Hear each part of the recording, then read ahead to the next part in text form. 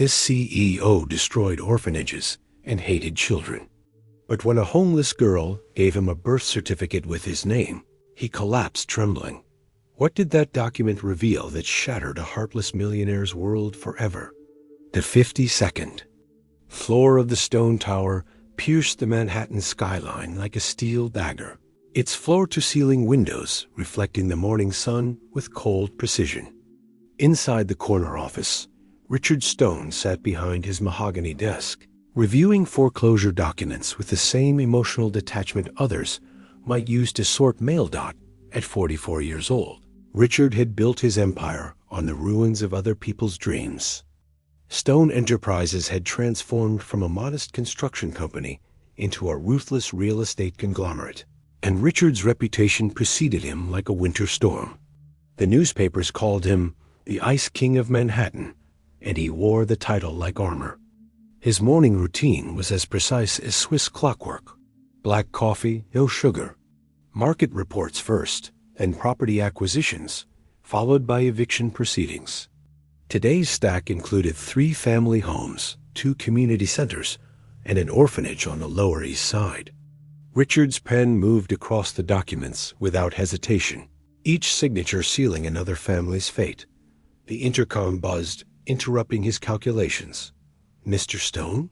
His secretary's voice trembled with unusual nervousness. "There's a situation. Handle it, Patricia."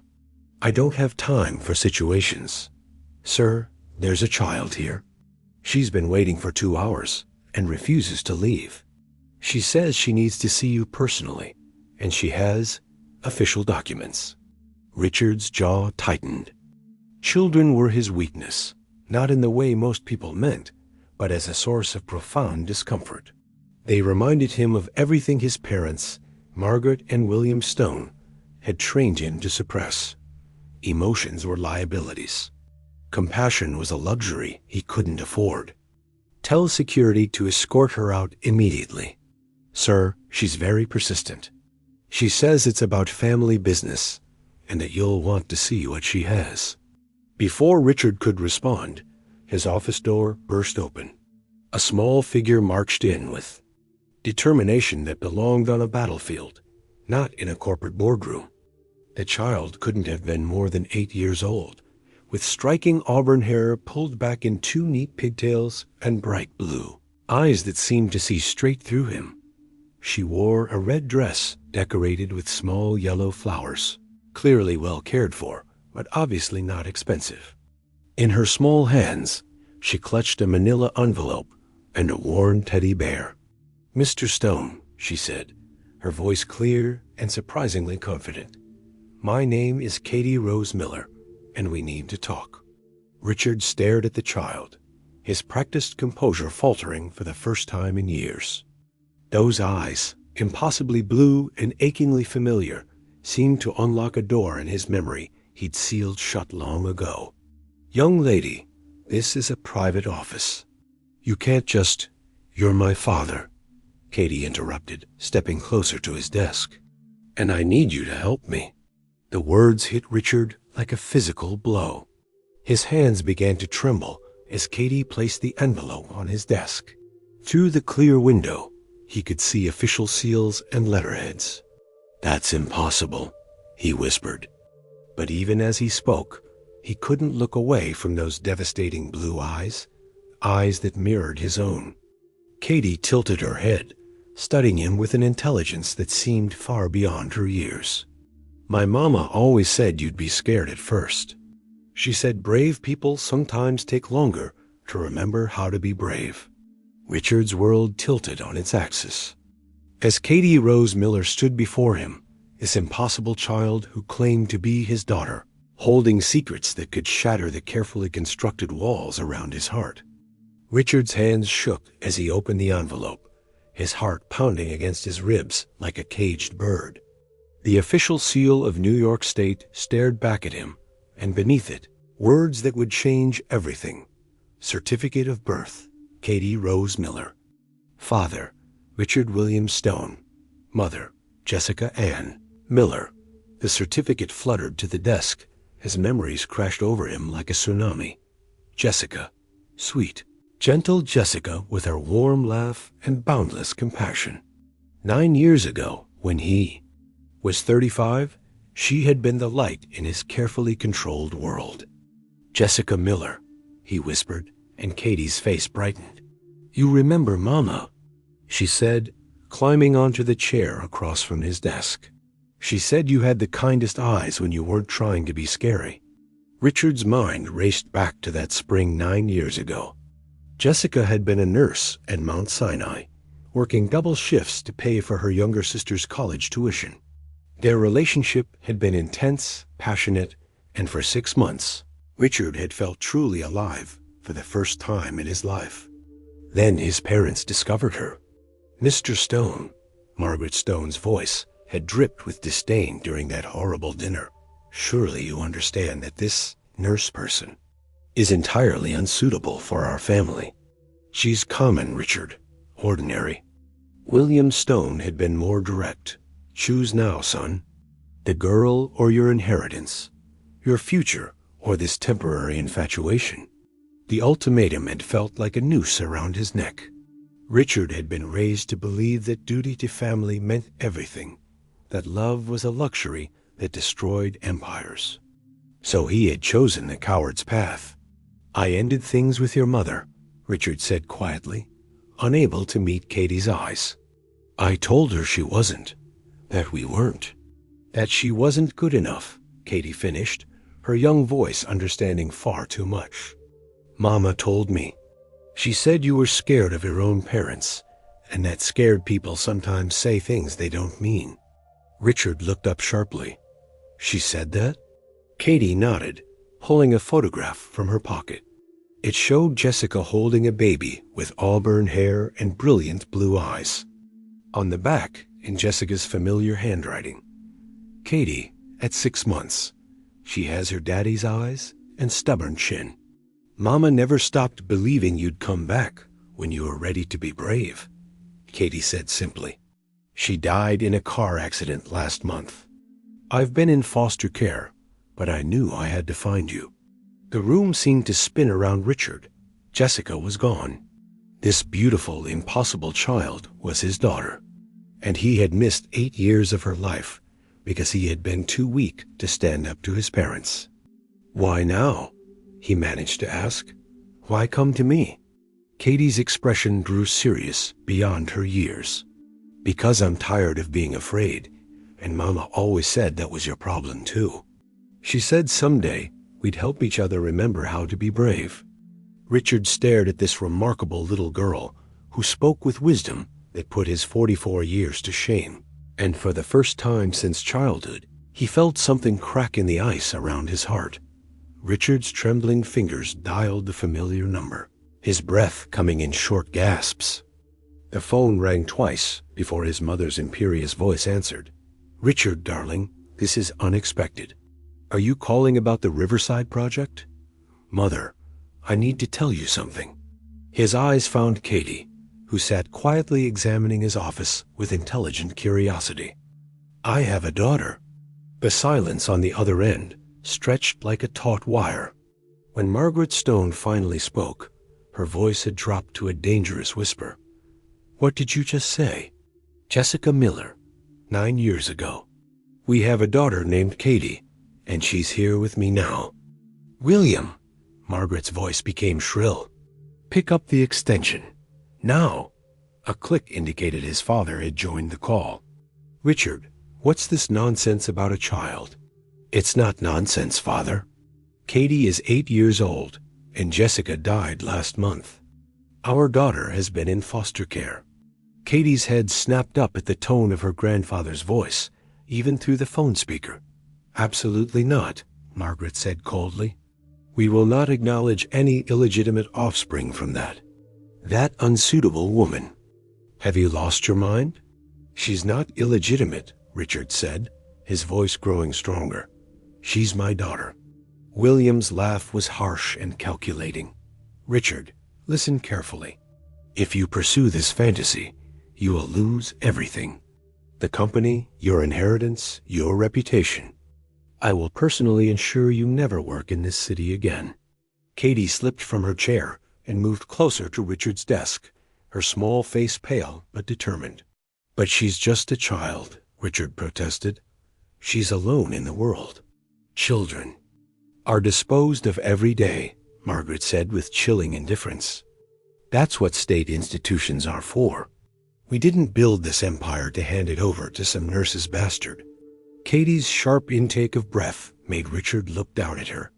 Tears filled her impossibly blue eyes, but her chin was raised with defiant courage. "They knew," she whispered, just loud enough for Richard to hear.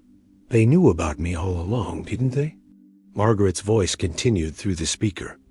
"We suspected that woman might have gotten pregnant after you ended things so wisely. We had her investigated, naturally. When nothing came of it after a few years, we assumed the problem had resolved itself." "You investigated Jessica?" Richard's voice was deadly quiet. "Of course we did," William said dismissively. "Do you think we'd leave such loose ends? We knew she had a child, Richard. We simply chose to ignore it, hoping it would disappear." Katie stepped forward, her young voice clear and strong despite her tears. "I didn't disappear, and I won't disappear now." The silence on the phone was deafening. "Richard," Margaret's voice had turned venomous, "get rid of that child immediately, or we will destroy you. You have 24 hours to make the right choice." The line went dead. Katie looked up at Richard with eyes that had seen too much for someone so young. "They threw me away before they even met me," she said quietly. "The question is, Daddy, are you going to do the same?" Richard stared down at this brave little girl who called him Daddy despite everything, and felt something fundamental shift inside his chest. The weight of his parents' ultimatum pressed down on Richard like a physical force. 24 hours. As he stared at Katie, who had returned to her chair and was now sketching something in a small notebook, he felt the familiar pull of obedience that had governed his entire life. "Katie," he said carefully, "there are places, facilities where children can be properly cared for. State institutions with trained professionals." Katie's pencil stopped moving. She looked up with those penetrating blue eyes that seemed to see straight through his soul. "You mean orphanages," she said matter-of-factly. "Like the ones you've been closing down to build shopping centers." Richard's mouth went dry. "How do you know about that?" Katie reached into her small backpack and pulled out a manila folder thick with newspaper clippings and printed articles. "I've been researching you for months, Daddy. I know about the Sunshine Home for Children that you demolished last year. 37 kids had to be relocated to overcrowded facilities." She opened the folder with practiced efficiency. "Then there was the Little Angels Orphanage on 42nd Street. You turned that into luxury condos. 63 children displaced." Richard felt sick. "Katie, those were business decisions. The buildings were old, inefficient. Inefficient?" Katie's voice remained calm, but her eyes blazed. "Is that what you call homes for children who have nowhere else to go?" She pulled out photographs that made Richard's blood run cold. Images of crowded dormitories, children sleeping on thin mattresses, lined up like sardines, kids with hollow eyes and warm clothing. "This is Harbor House, where they tried to place me first," Katie said, pointing to a particularly grim photo. 14 kids to a room, one bathroom that barely worked, and the older kids took food from the younger ones because there wasn't enough. Richard's hands shook as he examined the images. "Katie, I didn't know." "Didn't know? Or didn't want to know?" She interrupted gently. "This is Riverside Youth Center, where I stayed for 2 weeks." She showed him another photo of children sitting on broken furniture in a room with peeling paint. The heat didn't work properly, and Mrs. Patterson, the supervisor, said we should be grateful for what we got. Beggars can't be choosers. Each photograph was like a dagger to Richard's conscience. These weren't just statistics or property deals. These were real children, Kids just like Katie, whose lives had been disrupted by his business decisions. "I have more," Katie said quietly, producing a list written in her careful child's handwriting. Maria Santos, age 6, separated from her little brother when Sunshine closed. Tommy Fletcher, age 9, ran away from his third placement because he was being bullied, and no one would listen. Richard stared at the list, each name a weight on his soul. "How do you know all this?" "Because when you're in the system, you hear. Stories. Kids talk. We remember each other." Katie's voice grew stronger. "And when I found out who my father was, I had to know if you were the kind of man who would help kids like me, or hurt them." "And what did you decide?" Richard asked. Dreading the answer, Katie studied his face for a long moment. "I decided that maybe Mama was right. Maybe you just forgot how to be brave. Maybe you can remember." She stood up, her small frame somehow commanding the entire room. "So here's what's going to happen, Daddy. You can take me to another horrible place where they'll lose track of me in the system, and I'll probably run away and end up on the streets. Or what?" Katie's chin lifted with determination that reminded Richard painfully of Jessica. "Or you can choose to be the father Mama always believed you could be. The kind of man who protects children instead of displacing them." Richard felt something crumble inside his chest as he looked at this remarkable little girl, who had every reason to hate him, but still called him Daddy with hope in her voice. "Katie," he whispered, "I don't know how to be a father." "That's okay," she said softly, moving closer to his desk. "I don't know how to have one. But Mama always said the best things in life are worth learning together." For the first time in 24 years, Richard Stone made a decision that defied his parents' wishes. The Plaza Hotel suite felt cavernous despite its luxury. Richard had insisted on the best accommodations while he figured things out, but as he watched Katie carefully arrange her few possessions on the marble dresser, the opulence seemed obscene. Katie's belongings told the story of a childhood interrupted. 3 changes of clothes from donation centers, school notebooks filled with perfect handwriting, a worn copy of Charlotte's Web, and a small wooden box that she handled with reverence. "What's in there?" Richard asked gently, sitting on the edge of the king-sized bed. Katie looked up, her blue eyes assessing whether he could be trusted with something precious. After a moment, she brought the box over and sat beside him.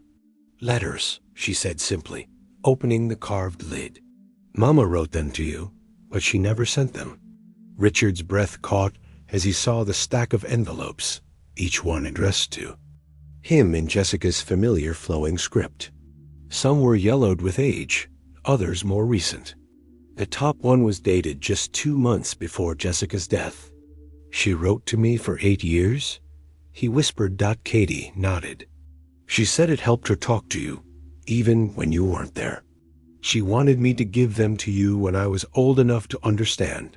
With trembling hands, Richard opened the oldest letter, dated 9 years ago.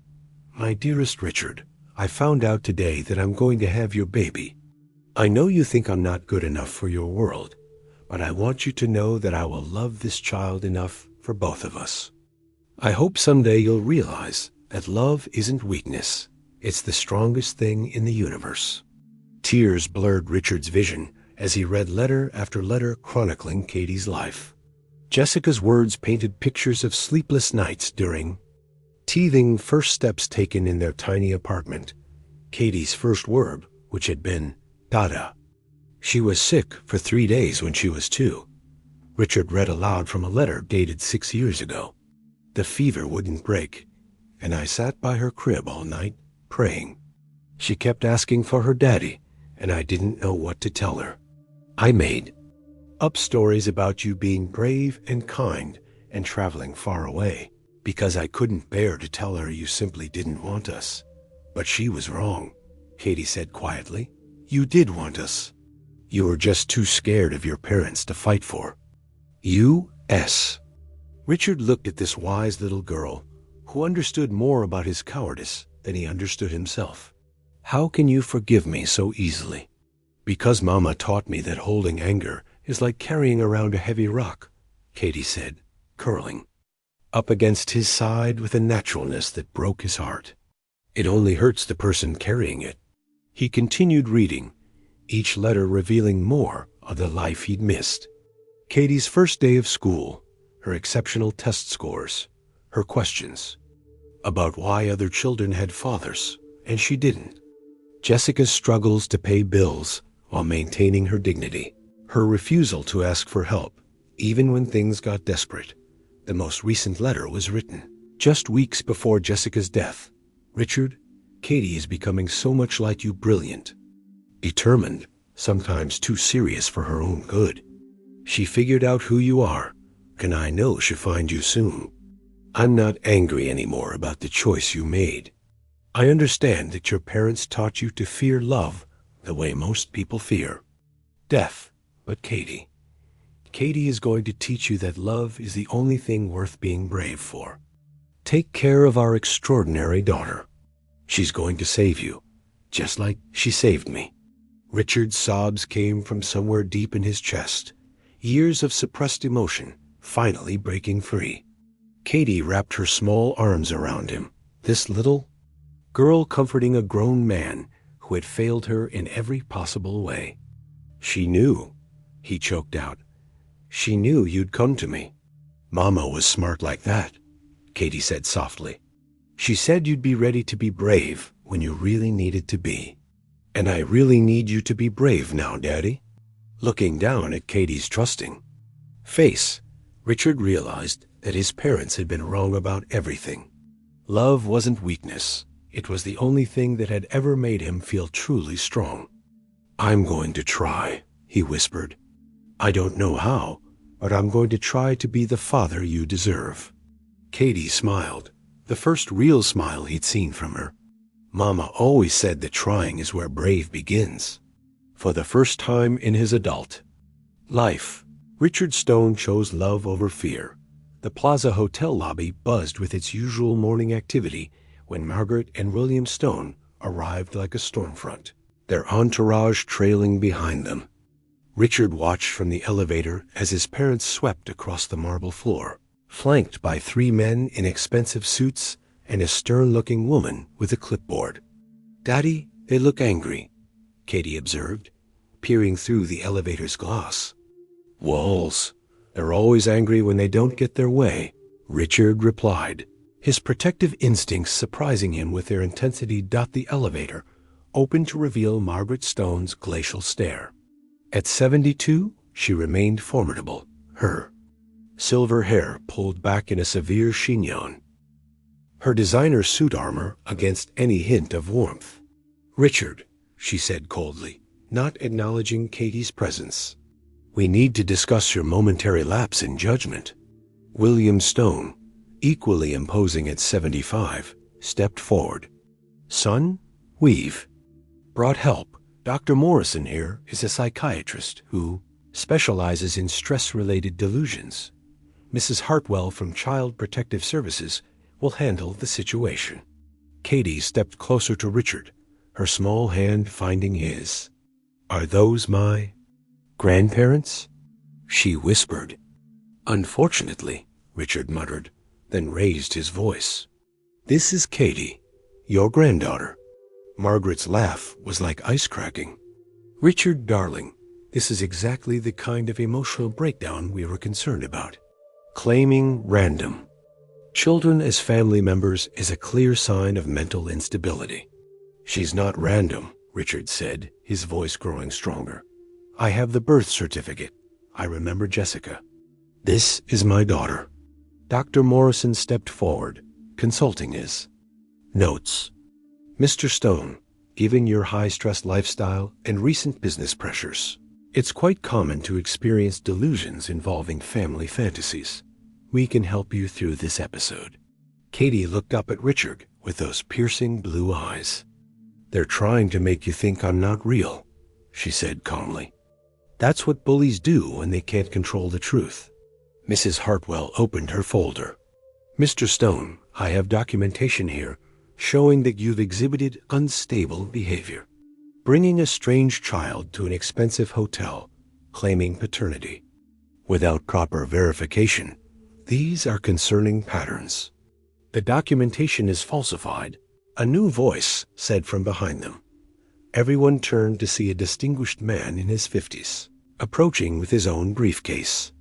Mr. Stone? I'm David Chun, attorney at law.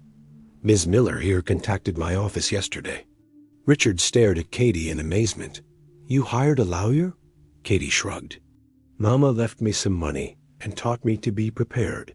Mr. Chun, please show them what we discussed. David Chun opened his briefcase with practiced efficiency.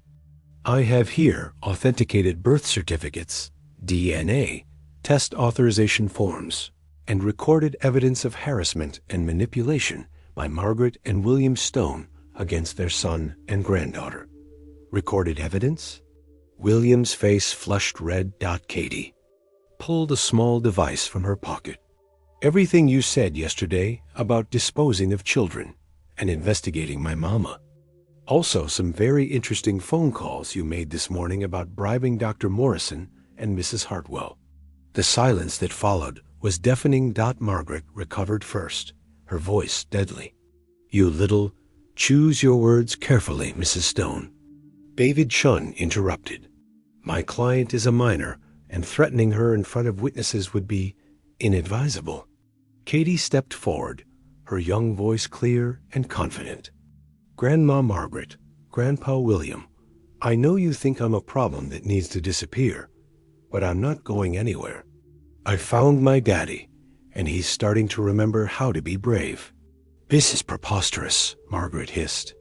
Richard, you will not allow this child to manipulate you with some ridiculous legal theater. Richard looked down at Katie, who gazed back at him with absolute trust. In that moment, he saw Jessica's courage reflected in their daughter's eyes, and something fundamental shifted in his chest. Mother, father, he said quietly, I want you to meet Katie Rose Miller Stone, my daughter, your granddaughter.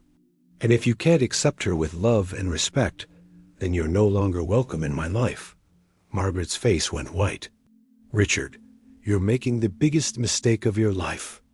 No, Richard said, putting his arm around Katie's shoulders. The biggest mistake of my life was letting you convince me that love was weakness. Katie's teaching me it's actually the only thing that makes us strong. William's voice was ice. You have 48 hours to reconsider, or we will destroy you both. As his parents stormed away, their hired experts trailing behind them in confusion, Richard felt Katie squeeze his hand. That was very brave, Daddy, she said softly. For the first time in his life, Richard had chosen his heart over his parents' demands, and surprisingly, the world hadn't ended.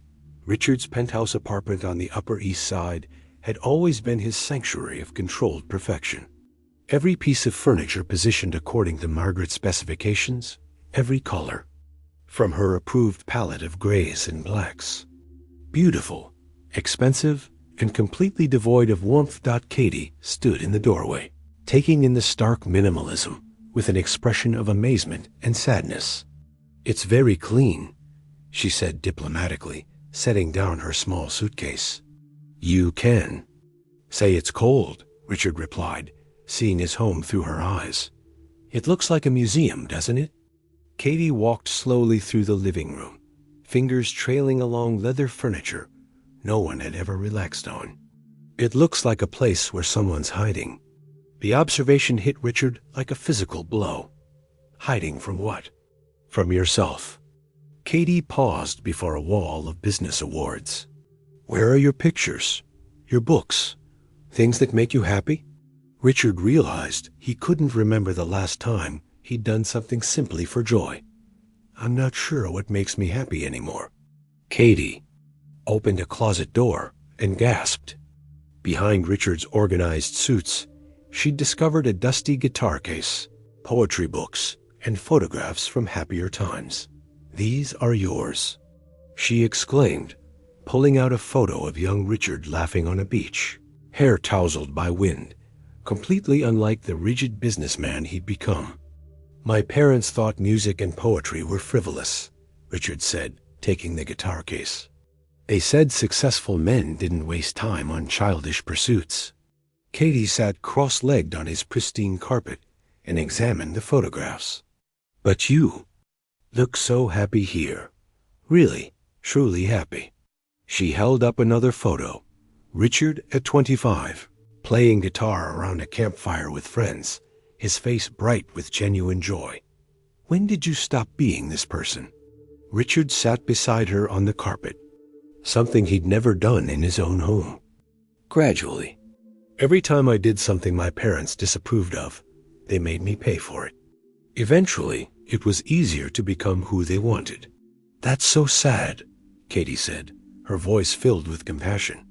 "Mama said the saddest thing was when someone forgot who they really were." She jumped up suddenly, eyes bright with purpose. "We should redecorate." "Katie, I can't just—" "Yes, you can." She began rearranging pillows, bringing life to the sterile space. "These pictures should be on walls, not hidden. And this guitar should be where you can see it every day." Richard watched amazed as Katie transformed his living space with simple changes that made the apartment feel warmer. She hung his old photographs, placed the guitar prominently, and arranged his books invitingly. "There," she said, admiring her work. "Now it looks like someone actually lives here." That evening, Katie insisted on cooking dinner together, something Richard had never done. She pulled out a recipe card in Jessica's handwriting and patiently taught him her mother's pasta sauce. "Mama said cooking together was how families showed they cared," Katie explained, standing on a chair to reach the stove. "Better than words, because you're making something good together." As they worked, Katie told stories about Jessica Howe. She sang while washing dishes, made cookies for bad days, read bedtime stories with different voices for every character. "She sounds amazing," Richard said, stirring sauce while Katie added spices with scientific precision. She was. "But lonely sometimes, I could tell." Katie looked up with knowing blue eyes. She needed someone to take care of her too. Someone to cook with and tell stories to. The weight of all he'd lost hit Richard like a wave. "I'm so sorry, Katie. Sorry I wasn't there for either of you." Katie patted his hand with flour-covered fingers. "You're here now, Daddy." Mama said now was the only time that really mattered. Sitting down to their imperfect but delicious dinner, surrounded by Katie's warm changes, Richard felt something he hadn't experienced in decades. He felt at home. Whitmore Academy stood like a fortress of privilege on Manhattan's Upper East Side, its brick walls housing the children of senators, CEOs, and old money families. Richard held Katie's hand as they walked through the marble hallways lined with portraits of distinguished alumni. "Everyone looks very serious," Katie observed, studying the stern faces in gilded frames. "That's the Whitmore way," Richard replied, though he was beginning to question whether serious was the same as successful. Mrs. Pemberton, the head mistress, greeted them with a kind of smile reserved for large donors. "Mr. Stone, such a pleasure. And this must be Catherine." "Katie," she corrected politely but firmly. Within 2 hours of placement testing, Katie had scored in the 99th percentile across all subjects. By lunch, she'd corrected her mathematics teacher's error on compound interest calculations and helped a struggling classmate understand long division. "She's remarkable," Mrs. Pemberton told Richard during their meeting. "Quite possibly the most intellectually gifted child we've seen." But Katie's true nature emerged during her first social studies class. The topic was economic systems, and the teacher was explaining capitalism using carefully sanitized examples. "Ms. Henderson," Katie raised her hand, "you said successful businesses create prosperity for everyone. But what about when profitable? Businesses hurt communities?" The teacher smiled condescendingly. "Well, Catherine, Business is complex. Sometimes there are necessary sacrifices for the greater good. Like when my father closed orphanages to build luxury condos? Katie asked innocently. But children who lost their homes, was that a necessary sacrifice? The classroom fell silent. Richard, observing from the back, felt his cheeks burn with shame and pride simultaneously. That's not exactly. Ms. Henderson Stammered. Continued with devastating precision. The Sunshine Home housed 37 children. My father's company demolished it to build apartments that cost $4,000 per month. How many of those displaced children could afford to live there? Catherine, perhaps we should discuss this privately. It's a simple math problem, Katie said, standing up with Jessica's quiet confidence. If a business makes money by creating homelessness, and those profits go to families who already have multiple homes, isn't that stealing? From people who have nothing. The other children, privileged kids who'd never questioned their advantages, stared at Katie with mixtures of fascination and discomfort. That evening, Richard's phone rang constantly. Angry parents demanded explanations for why their children came home asking uncomfortable questions about wealth inequality and moral responsibility. "Daddy," Katie said over dinner, "did I embarrass you at school today?" Richard looked at his daughter, brilliant, compassionate, unafraid to speak truth, to power, and felt something shift in his chest. "No, sweetheart, you made me proud, and you made me think." "About what?" "About whether the businesses I've built actually make the world better or just make me richer." Katie nodded solemnly. "Mama always said that being smart wasn't about knowing lots of facts. It was about asking the right questions." "What questions should I be asking?" Katie pulled out her homework, a worksheet about community resources. "Like this problem here. It asks how many police stations our neighborhood needs. But nobody asked how many homeless shelters we need, or food banks, or places where kids like me can go when they don't have families." She looked up at Richard with those penetrating blue eyes. "Maybe instead of asking how much money can I make, you should ask how many people can I help?" That night, Richard sat in his home office reviewing contracts for 3 new projects. But instead of seeing profit margins, he saw Katie's face asking devastating questions about moral responsibility. Instead of calculating returns on investment, he found himself wondering how many families would be displaced, how many communities disrupted. For the first time in his career, Richard Stone looked at his business empire and asked not, "How much? Is this worth?" but "How much does this cost?" Katie appeared in his doorway in her pajamas, holding the teddy bear she'd carried since childhood. "Daddy, are you okay?" "I'm learning to ask better questions," he said, pulling her onto his lap. "Thanks to a very smart little girl who isn't afraid to tell the truth." Katie smiled, the same luminous smile that had lit up Jessica's face. "Mama said the truth doesn't care if it makes people uncomfortable. It's still the truth." As Richard tucked his daughter into bed that night, he realized that Katie hadn't just enrolled in Whitmore Academy. She'd begun his real education, Richard's. Home office had always been off limits, but Katie's presence was dissolving boundaries he'd maintained for decades. While he showered one evening, she discovered something that would change everything. Behind his desk, tucked beneath financial reports, Katie found a locked wooden box. Her curiosity wouldn't let her ignore it. The lock was simple. Within minutes, Katie had opened it using a hairpin, revealing treasures that made her gasp. Photographs of Richard and Jessica filled the box, candid shots of them laughing, dancing, sharing quiet moments. Love letters in Jessica's handwriting spoke of future plans, dreams of marriage. A small velvet ring box contained an engagement ring that had never been given. "Oh, Daddy," Katie whispered, understanding flooding through her. Richard appeared in the doorway and froze when he saw the open box. "Katie, you shouldn't have. You loved her. Katie interrupted, holding up a photo of Richard and Jessica at Carnival, both glowing with happiness. Really loved her? So why keep all this if you didn't care? Richard's walls crumbled as he sat beside her.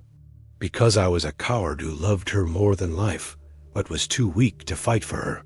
Katie pulled out a letter dated just weeks before their breakup. Jessica had written about wanting to meet Richard's parents, dreaming of a small wedding. She was going to marry you, Katie said softly. I bought the ring, Richard admitted, his voice breaking. I had everything planned. Dinner at her favorite restaurant, a speech about how she made me want to be better. What happened? Richard pulled out his phone and scrolled to a recording app. I found something yesterday. My parents had been keeping records of their manipulations. He pressed play. Margaret's voice filled the room.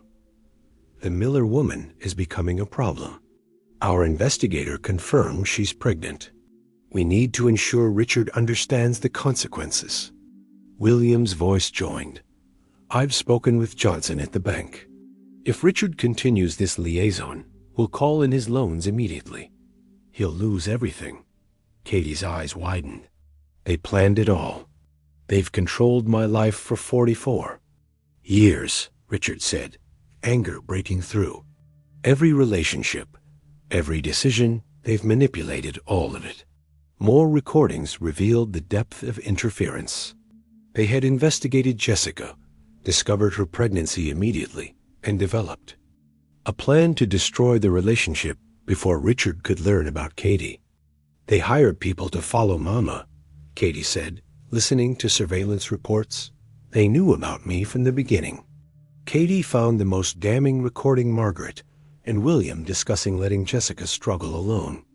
Let the girl raise the bastard in poverty, Margaret's voice said dismissively. If she can't afford proper care, natural selection will solve our problem. The cruelty discussing Katie's potential death as convenient shattered something in Richard's chest.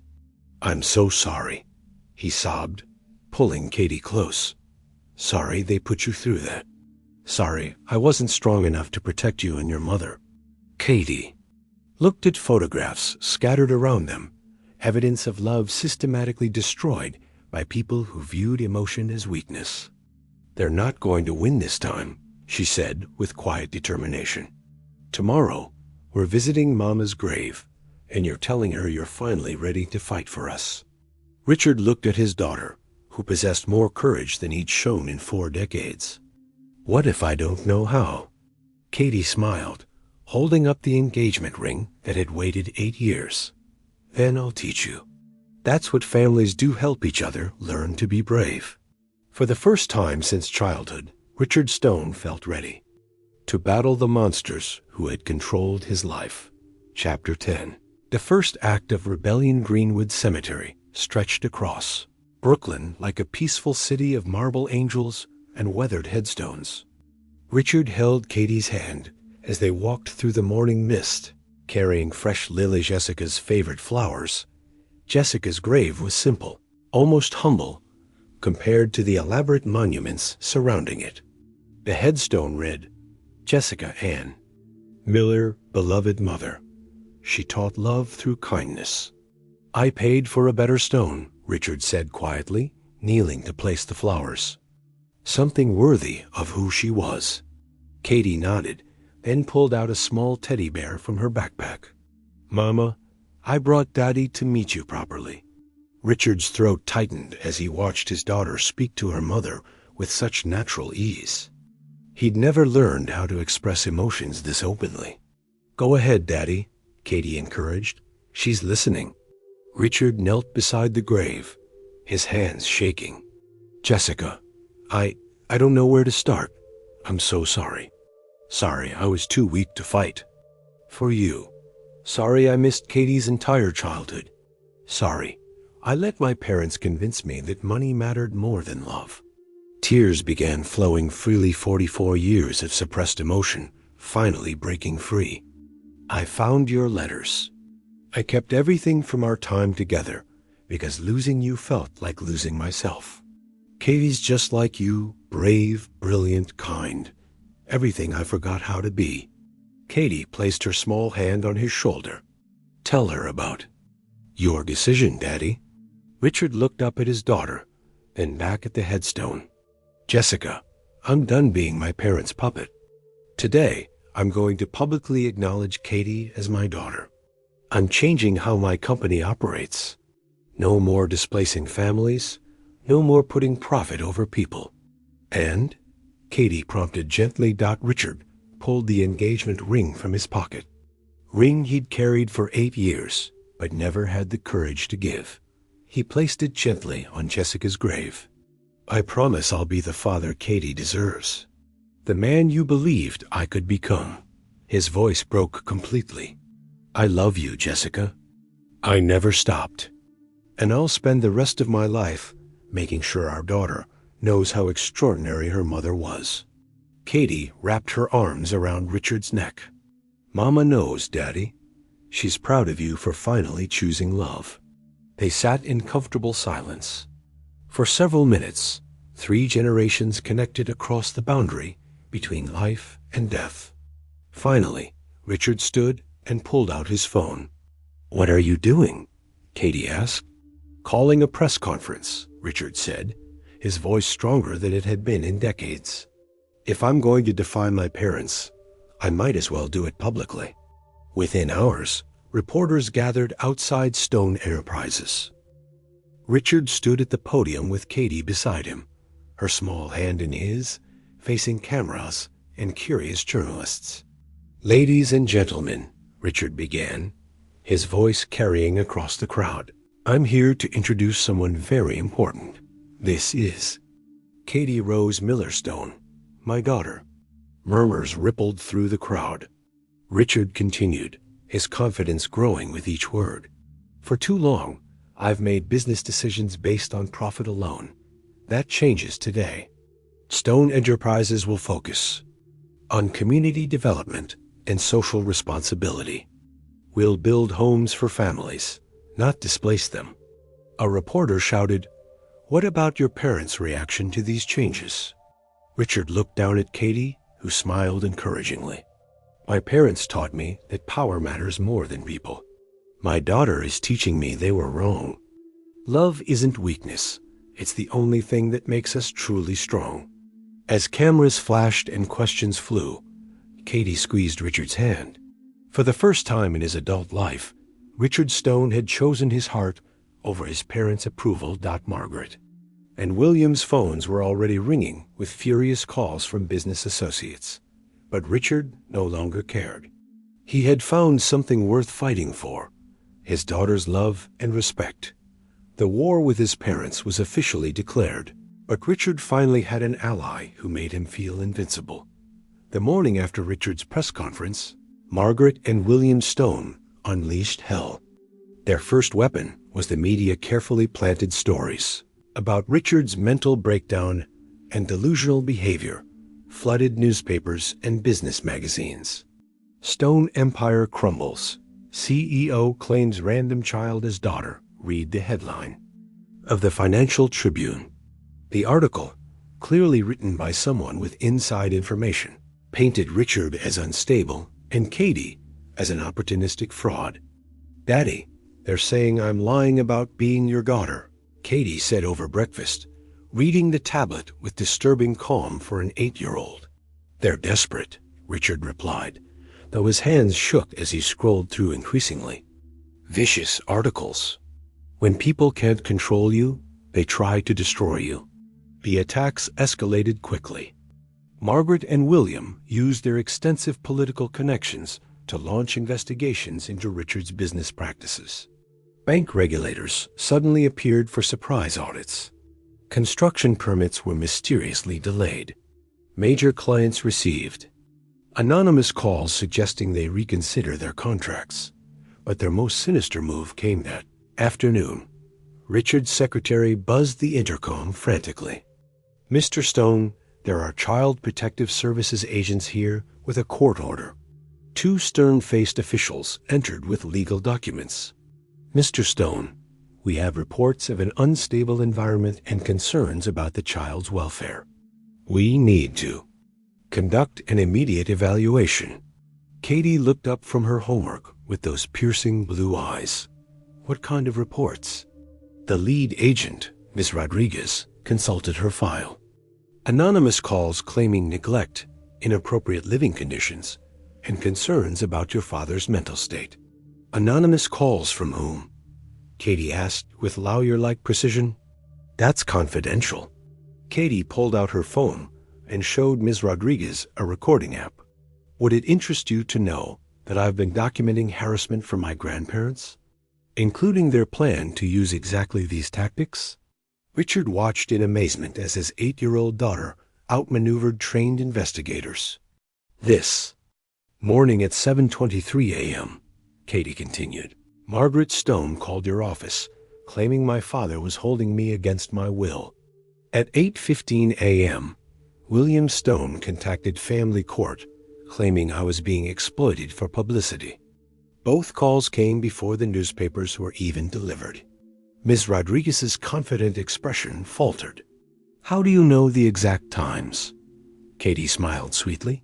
Because I hacked their phone records. They've been planning this attack for days. You? Hacked? Legally? Katie interrupted. Under the Computer Fraud and Abuse Act, children under 12 can access family communications for safety purposes. I have documentation of threats against my welfare. Richard stared at his daughter in awe. Where had she learned all this? That evening, the war intensified. Margaret and William appeared on Channel 7 News, playing the role of concerned grandparents. We're terrified for this poor child, Margaret said, dabbing her eyes with a handkerchief. Richard is clearly having a breakdown, and this little girl is being used as a pawn in his delusions. William nodded gravely. We've offered to provide proper care for the child, but Richard refuses to listen to reason. We fear for her safety. Katie watched the interview with clinical interest. They're very good actors, she observed. But they made 3 factual errors that prove they're lying. What errors? They said I've been living with you for several months. It's been 2 weeks. They claimed I have no birth certificate. We showed it to reporters yesterday. And Grandma Margaret said they'd never heard of my mother, but I have recordings of them discussing Mama's investigation 9 years ago. Katie pulled up her tablet and began typing. I'm sending a comprehensive response to every news outlet, complete with evidence of their lies and legal threats. By morning, they'll look like the manipulators they are. Richard realized his parents had made a crucial mistake. They'd underestimated Katie Miller Stone. Sweetheart, he said, how did you become so smart about all this? Katie looked up with Jessica's gentle smile. Mama taught me that bullies count on their victims being too scared or confused to fight back. She said the best defense against lies is always the truth. As Katie's evidence flooded social media and news outlets, public opinion began to shift. The story changed from unstable CEO and mysterious child to brave girl standing up to powerful family corruption. Margaret and William's perfect plan was crumbling, and their 8-year-old granddaughter was the one destroying it. The Stone Enterprises boardroom fell silent as Richard presented his revolutionary proposal. Around the table sat 12 of Manhattan's most powerful developers, their faces showing confusion and horror. You want to cancel the Riverside project? Ask Thomas Mitchell, Richard's longtime partner. That's a $200 million development. The project would displace 400 families, Richard replied calmly. Katie helped me understand that profit without conscience isn't success, it's theft. Katie sat quietly in the corner, working on homework but listening to every word. She'd insisted on attending, claiming she had important input. Since when do we make business decisions based on a child's feelings? Interrupted board member Patricia Wells. Katie looked up from her notebook. Ms. Wells, do you analyze the human cost of your developments? Like how many children change schools or elderly people lose community support? The room shifted uncomfortably. Katie connected her tablet to the presentation screen. I interviewed families in the Riverside area. Would you like to see my research? Photos filled the screen. Elderly couples in their apartments for 50 years. Families with small businesses. Children walking safely to neighborhood schools. Mrs. Garcia is 83, Katie explained. She's lived in apartment 4B for 47 years. Her husband proposed on that building's roof. All her friends live within 2 blocks. The boardroom remained silent as Katie continued with devastating precision. The Riverside project would force her into senior housing 40 miles away, separating her from everything meaningful. How do you calculate that cost, Ms. Wells? Richard watched proudly as his daughter presented alternative proposals that could revitalize the neighborhood without destroying it. Instead of demolishing, we could renovate, Katie suggested, displaying architectural sketches. Create affordable housing, community gardens, local business spaces. Smaller profit margin, but positive community impact. Thomas Mitchell leaned forward. Katie, these are impressive ideas, but business requires profit. I know, Katie interrupted. But why can't profit and kindness work together? Mama said the best solutions help everyone, not just people with the most money. Richard stood beside his daughter. Katie's research convinced me we can build wealth while building community. I'm restructuring Stone Enterprises to focus on sustainable, ethical development.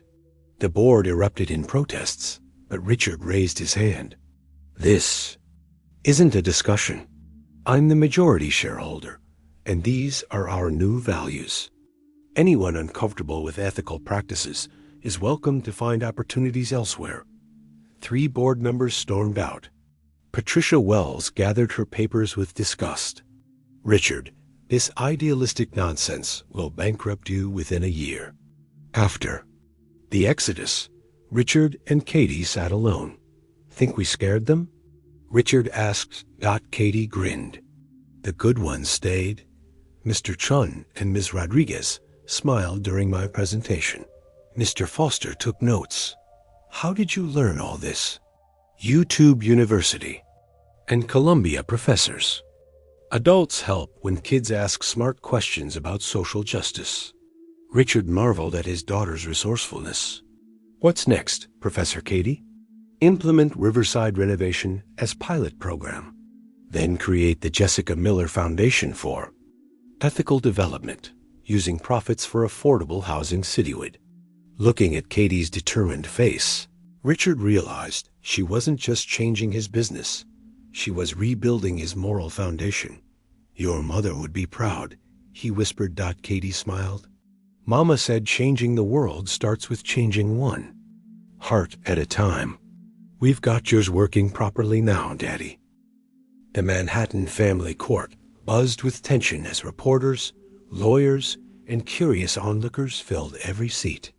Margaret and William Stone sat with their team of expensive attorneys, confident in their plan to prove Richard unfit and gain control of Katie through state custody. Judge Maria Santos called the court to order. This hearing will determine the custody arrangement for Katie Rose Miller Stone. Margaret's lead attorney stood first. Your Honor, we present evidence that Richard Stone is mentally unstable, financially reckless, and poses a danger to this child's welfare. For 2 hours, they presented their case. Richard's sudden business changes, his delusional claims about the child's parentage, and testimony from paid witnesses about his erratic behavior. The child has clearly manipulated Mr. Stone during a vulnerable period, the attorney concluded. We request immediate removal to protective custody. Judge Santos turned to Richard's side. Mr. Chun, your response? David Chun stood. Your Honor, my client requests that Katie Miller Stone represent herself in this proceeding. Gasps filled the courtroom. Margaret's face went white. She's 8 years old, Margaret's lawyer protested. Judge Santos studied Katie thoughtfully. Young lady, Do you understand what this means? Katie stood, wearing her best dress and speaking with clear confidence. Yes, Your Honor. I understand that my grandparents want to control my father by controlling me. I have evidence to present. Proceed. Katie approached the bench with a tablet and folder. Your Honor, I've documented 8 years of systematic abuse and manipulation by Margaret and William Stone against my father. She presented financial records showing how they'd used business threats to control Richard's personal life, recordings of their plans to destroy his relationship with Jessica, and evidence of their recent campaign of harassment. They knew about me from birth, Katie continued, but chose to let my mother and me live in poverty rather than lose control over my father. She played the most damning recording. Margaret's voice saying, "Let the girl raise the bastard in poverty. If she can't afford proper care, natural selection will solve our problem." The courtroom fell silent. Your Honor, Katie said, her young voice steady, they're not trying to protect me. They're trying to eliminate me. The only difference now is they want to use the legal system instead of neglect. Judge Santos reviewed the evidence Katie had meticulously organized. These recordings are quite damning, Mrs. Stone. Margaret stood angrily. That child is manipulating everyone. She's clearly disturbed. Actually, Katie said calmly, I'm just smart enough to document abuse when I see it. Mama taught me that. Truth doesn't care if it makes powerful people uncomfortable. She turned to face her grandparents. You threw me away before you met me. You destroyed my parents' love because you thought I wasn't good enough for your family. But I'm not going anywhere. I found my daddy, and we're going to build something better than your empire of fear. Judge Santos made her decision swiftly. Based on the evidence presented, I'm granting sole custody to Richard Stone. Furthermore, I'm ordering restraining orders against Margaret and William Stone. Their documented threats and harassment constitute child endangerment. Margaret screamed in fury, but security quickly escorted her out. Katie hugged Richard tightly as the courtroom erupted in applause. We won, Daddy, she whispered. No, sweetheart, Richard replied, tears streaming down his face. You saved us both. For the first time in her 8 years, Katie Miller Stone was truly safe, protected by the father who had finally learned to choose love over fear. 6 months after the court victory, Richard Stone's life was transformed. With Margaret and William legally barred and facing criminal charges, father and daughter built the life Jessica had dreamed of. Stone Enterprises underwent complete philosophical overhaul. The Riverside renovation became their flagship, proving ethical development could be profitable. Instead of displacing Mrs. Garcia and neighbors, they created vibrant mixed-income community with affordable units and community center. Daddy, look! Katie called from her corner office. Richard had given her official consultant position as Director of Community Impact. She pointed to photos showing children playing in the new Riverside playground they'd built. Mrs. Garcia sent cookies, Katie continued, holding up a decorated tin. She said we proved some people care about families more than money. Richard reviewed plans for their next project, Jessica Miller Memorial Housing Complex, designed for single mothers and children. Your mother would love this, he said, studying Katie's recommendations for childcare facilities and job training programs. She knows, Katie replied with simple faith. I talk to her every night. She says she's proud of both of us. The Jessica Miller Foundation had grown beyond expectations. Using Richard's fortune freed from his parents' control, they'd created scholarships, built community centers, and established emergency housing for families. Katie became local celebrity, featured as the 8-year-old activist changing Manhattan. Universities invited her to speak about ethical business. CEOs sought her consulting advice, but Richard's favorite moments were quiet ones. Saturday pancakes, bedtime stories where Katie added creative twists. Evenings when she helped with guitar practice, she'd insisted he return to music. "I have an idea," Katie announced over dinner. "What if we opened a school for kids like me? Kids like you? Smart kids without families, or whose families can't afford good education. We could teach business ethics, community planning, and how to use intelligence to help people." Richard marveled at his daughter's vision. The Jessica Miller Academy? Katie's face lit up. With after-school programs, art classes, and gardens where kids grow food for community kitchens. That night, tucking Katie into her room filled with books, art supplies, and Jessica's photos, she wrapped arms around his neck. "Daddy, are you happy now?" Richard considered seriously. His parents were gone, his business restructured around principles, and he'd discovered love was stronger than fear. "Completely happy," he answered honestly. "For the first time in my life." Katie smiled sleepily. "Mama said happiness was just love with room to grow. We gave it lots of room, didn't we?" Looking around their warm home, filled with laughter and purpose, Richard realized Katie hadn't just saved him from toxic control. She taught him how to live. 3 years later, Richard stood before the gleaming Jessica Miller Memorial Complex, watching families move into their new homes. At 47, he was unrecognizable from the cold businessman who once demolished orphanages for profit. Katie, now 11, had grown into a remarkable young woman whose intelligence was matched only by her compassion. She stood beside him, wearing a yellow dress that reminded him achingly of Jessica.